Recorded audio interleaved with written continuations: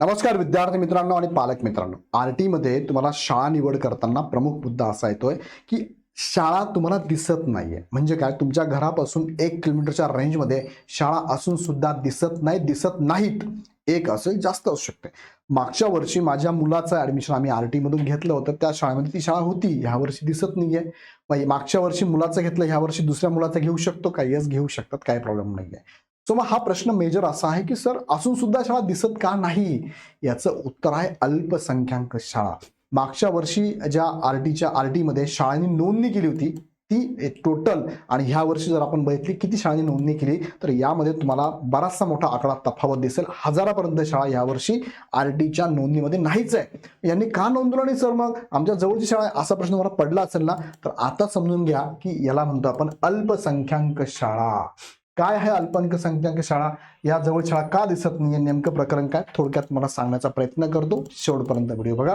पण तिकडे जाण्यापूर्वी आपल्याकडे आरटीच्या ऍडमिशन संदर्भात मार्गदर्शनपर बॅच अवेलेबल आहे, 49 रुपयात, ती पण जॉईन करू शकता.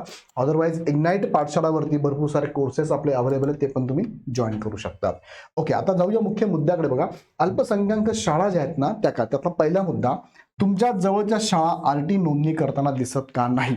तर त्याला एक कारण असं आहे की कदाचित तुमच्या जवळची शाळा ही अल्पसंख्याक शाळा म्हणून घोषित केलेली असावी किंवा अल्पसंख्याक दर्जा त्या शाळेला मिळाला असावा. मग अल्पसंख्याक शाळांना आरटीचे नियम लागू होत नाही. अल्पसंख्याक शाळांमध्ये आरटीतनं ऍडमिशन होत नाही. हा आरटीचा नियम आहे अल्पसंख्याक शाळेच्या बाबतीत. दुसरा मुद्दा काय, मग एखादी संस्था अल्पसंख्याक शाळा दर्जा का मिळवते? प्रोसेस काय? पहिला मुद्दा, पहिले प्रोसेस सांगतो मी काय आहे. की जर अल्पसंख्याक म्हणजे काय, आपल्या राज्यामध्ये जेवढे शाळा आहेत त्यामध्ये अल्पसंख्याक शाळांचा दर्जा कुणाला मिळतो? ज्या शाळा धार्मिक पद्धतीने, सपोज ख्रिश्चनरी शाळा आहे, फॉर एक्झाम्पल तुमच्या जैनच्या शाळा आहेत, बरं का, अशा धार्मिक बेसवर पण अल्पसंख्याक शाळा आहे, त्यांची संख्या कमी आहे म्हणून. दुसरं भाषिक बेसवर आहे, म्हणजे बोलण्याची भाषा, कन्नड बोलतात, गुजराती बोलतात, उर्दू बोलतात, तिची लोकसंख्या कमी आहे म्हणून त्याला म्हणतो आपण अल्पसंख्याक. ते जे लोक आहेत, ते जे विद्यार्थी अल्पसंख्याक, त्यांच्या शाळा सेपरेट शाळा आहे, आणि त्या शाळेमध्ये त्या समुदायाचे विद्यार्थी शिकत असतात किंवा जनरल जे पण शिकत असतात, तो भाग वेगळा. मग यामध्ये पहिला मुद्दा असा येतो की काय, की हा दर्जा का मिळवतो बरं? फॉर एक्झाम्पल ए नावाची शाळा आहे, ही ए नावाची शाळा काय करते, ही शाळा अल्पसंख्याक दर्जा मिळवण्यासाठी प्रयत्न करते. का प्रयत्न करते?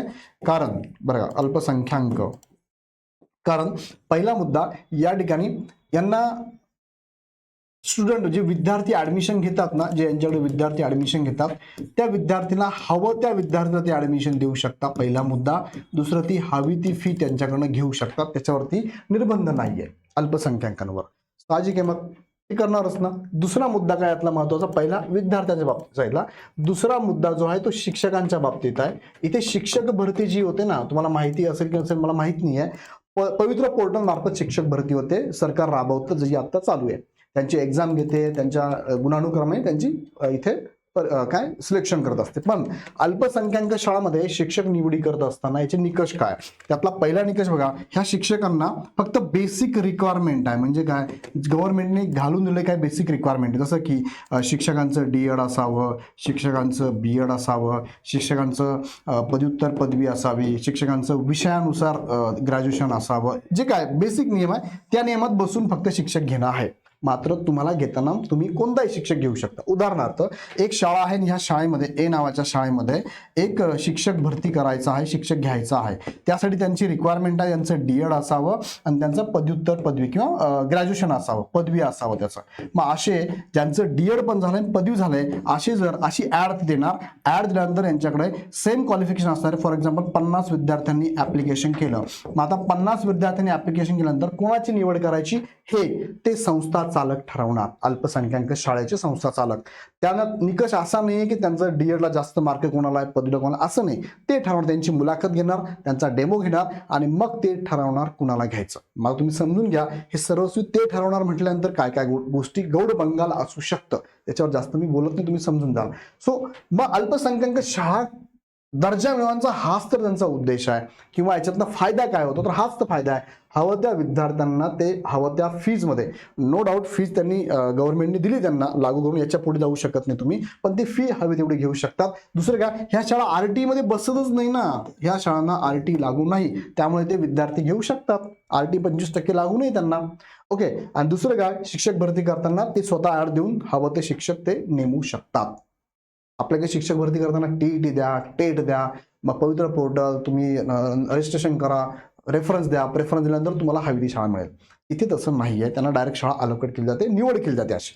त्यामुळे एखादी संस्था दर्जा का नव्हते याचं उत्तर मी तुम्हाला सांगितलं. प्रोसेस काय, तर यामध्ये जे डायरेक्टर बॉडी असेल त्यांची, त्यामध्ये 50% वर त्यांचे त्या धर्माचे किंवा त्या भाषिकचे जर डायरेक्टर असेल तर ती अल्पसंख्याक होऊन जाते. हा प्रमुख मुद्दा. असे भरपूर मुद्दे थोडे थोडे छोटे आहेत, पण हा प्रमुख मुद्दा आहे की डायरेक्टर लेवलला बॉडी जी असते ती 50% जास्त संख्या जर त्यांची असेल, त्या धर्माची असेल किंवा त्या भाषिकांची असेल, तर त्यांना अल्पसंख्याक दर्जा दिला जातो.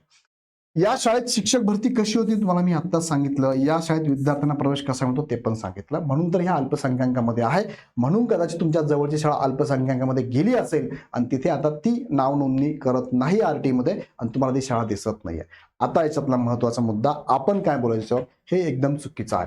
तुम्ही बघितलं असेल, माननीय उपमुख्यमंत्री अजित पवार साहेब यांचं दुःखद निधन झाल्यानंतर त्याच दिवशी 73 शाळांना अल्पसंख्याकाचा दर्जा दिला होता शासनाने. मग ह्या अल्पसंख्याक शाळांना दर्जा का दिला जातोय, त्यांच्या शाळा आहे का? आणि तुम्हाला माहिती आहे की RT हा निकष कोणाला लागू आहे, RTच्या जेवढ्याही प्रायव्हेट स्कूल आहे ना त्यांना हा RTचा ऍडमिशन आहे. गव्हर्नमेंटच्या स्कूलला RT नाहीच आहे. गव्हर्नमेंटच्या स्कूलला तुम्ही कधी जाऊन ऍडमिशन कमी फी मध्ये घेऊ शकता. मग या प्रायव्हेट स्कूलला तुम्ही अल्पसंख्याकामध्ये का टाकताय? बरं, माझ्या घराजवळ 30 शाळा तीच अल्पसंख्याकामध्ये आहे, मग काय उपयोग? बरं, ज्या शाळांमध्ये आम्हाला ऍडमिशन घ्यायचंय, मुख्य चांगल्या शाळा आहेत, त्या ठिकाणी विद्यार्थ्यांना इथे संधी मिळावी, ग्रामीण भागातल्या इकॉनॉमिकली बॅकवर्ड क्लासला, तर त्या शाळा तुम्ही अल्पसंख्याकामध्ये टाकल्या तर मग उपयोग काय? सो हा प्रश्न आहे. माननीय मुख्य शिक्षण मंत्री साहेबांनी अधिवेशनात पण उत्तर दिलेलं आहे की तुम्ही जास्त दूर जाऊच नका म्हणतात ते, 1 किलोमीटरच्या रेंजमध्ये शाळा निवडा तुम्ही. अरे मग तुम्ही सांगा की स्लम एरियामध्ये आहे का शाळा अशा जवळपास एरियामध्ये? अंतरावर शाळा आहे ना, मग तुम्ही जर RTचा नियम लावलाच कशाला? मग तुम्ही म्हणतात मग गव्हर्नमेंटच्या स्कूलला टाका. मग हा प्रायव्हेट स्कूलला तुम्ही बाजूला ठेवताय का? ठीक आहे, आमच्या जवळ स्लम एरियामध्ये गव्हर्नमेंटची स्कूल आहे, पण 25% ऍडमिशन तुम्ही जर प्रायव्हेट स्कूलला देणार आहात तर मग आम्हाला संधी द्या ना, ती घेऊ देत ना. आणि नाही भेटलं तर आम्ही इथे जाणारच आहोत जवळच्या स्कूलमध्ये, पण जरी संधी आम्हाला असेल ती रेंजनुसार असेल, अंतरानुसार ती संधी द्या आम्हाला. सगळ्यांना संधी द्या, समान संधी मिळाली पाहिजे ना. नाही भेटणार, सपोज 4 जागा आहे तिथे, आम्ही 50 जण अप्लाय करणार आहे, 4 जण मिळेल, उरले 46 जण तुमच्या मराठी शाळेत येणारच आहेत ना.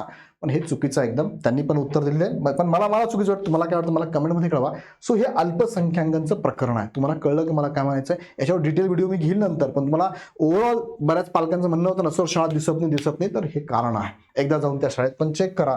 काही शाळा अशा पण असतात त्यांनी नोंदणीच केली नाहीये, त्यांच्यावर कोण इथे काय म्हणूया आपण लक्ष देईल? बरोबर की नाही? सो इथे बऱ्याच जणांना शाळा दिसत नाही. बघा, काहींना दिसतात 3 आहे सर, मला हवी ती शाळा दिसतच नाहीये. त्याचं कारण हे आहे. तुम्हाला कळलं की मला काय म्हणायचं? मला कमेंटमध्ये कळवा. आणि जाताना परत एकदा सांगतो ही बॅच जॉईन करा, यामध्ये मला गाईड करत असतो. आणि इग्नाइट पाठशाळावरती भरपूर सारे शालेय जीवनातल्या पण बॅचेस असतात. ॲप डाउनलोड करून डायरेक्ट परचेस करू शकता. अडचण असेल तर ह्या नंबरला कॉल करू शकतात. आवडला व्हिडिओ तर लाईक करा. अजून काही मनात प्रश्न असतील किंवा तुम्हाला याच्यावर काही व्यक्त व्हायचं असेल कमेंट बॉक्समध्ये व्यक्त व्हा. आणि हा चॅनल सबस्क्राईब करून बेल आयकॉन मात्र क्लिक करा, कारण प्रत्येक गोष्टीचे अपडेट इथेच मिळणार आहे. पुन्हा व्हिडिओ आपण नेक्स्ट मध्ये. धन्यवाद.